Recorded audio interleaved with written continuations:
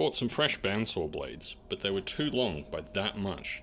So I've chopped them off and put a sharpened end on them with this jig, so that when I slide it in here like this, it should overlap nicely, just like that. Now I don't know if this is the right stuff. I think you're supposed to have 45% silver solder, but I'm going to have a go at this with a bit of this slux over here. Oh, that's hard. Trying to hammer this out nice and flat, but I don't think it likes to be forged. Thin piece of silver solder. Just use the angle grinder to thin that out a bit more and tidy it up. Bit of Mother Nature's universal cleaning solvent. See how we go. Oi! There it is. Now apparently we have to stir up this little pot of magic. Oh yeah, look at that. Just butter that up. It took some fussing around, but I got that little piece of silver solder to just balance on in there. Let's see if we can get the money shot.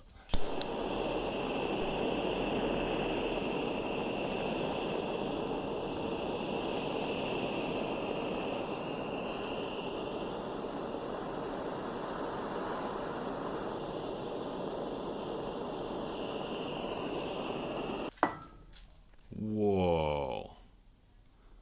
I'd say that looks like a frickin' success. That's wonderful. We'll see how that goes, eh? Oh, I think it's cracked. What happened? I know that's a little bit difficult to see what's going on. It's very hard to film reflective surfaces. So what that is there, that's the silver solder. And judging by how flat it is, I would say that it just hasn't bonded onto the underside of this piece here, and it's just cracked directly off. I can actually see little bubbles there in the silver solder, and just here in the corner, maybe you can see the reflection. To me, it looks like what's happened is that both metal pieces have not gotten hot enough for the silver solder to actually adhere. And what we're seeing here on the top is actually a layer of glassy flux. I think we just didn't heat it for long enough for the bond to take. So we're going to clean that off and have another go. So here we're looking at the underside of the failed joint. There's this kind of shiny section here that looks like it would have stuck. It just did not. Alright, this time we're going to try with just one of these plastic spring clamps on this side, which should hopefully allow it to move over a little bit.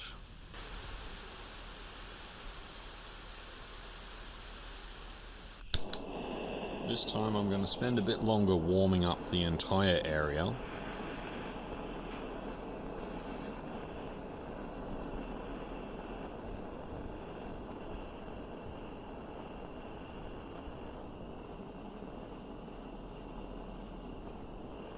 We'll try to make the workpiece itself melt the solder, rather than hitting the flame directly on there.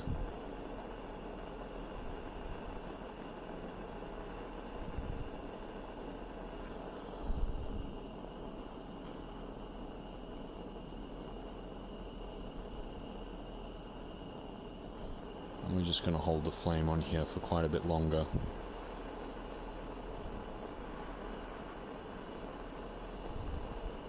I'm going to release one of the clamps at the back here. It doesn't look as good as last time.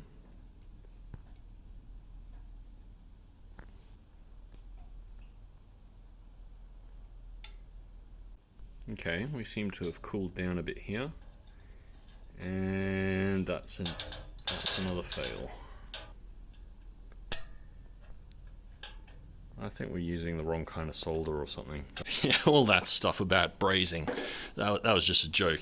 That was just a prank. That was just to see if you were paying attention. We're not going to braze it. Of course that wouldn't work. We're gonna weld the bastard. Well, that's what we've ended up with on the first pass. And there's what we've ended up with. Let's give it a test. Alright, Alright, you can all laugh at me if it doesn't work. Ah, nothing wrong with that. It's a bit wobbly, which I'm surprised about. Because I welded that on straight, you know? I don't know, it is what it is.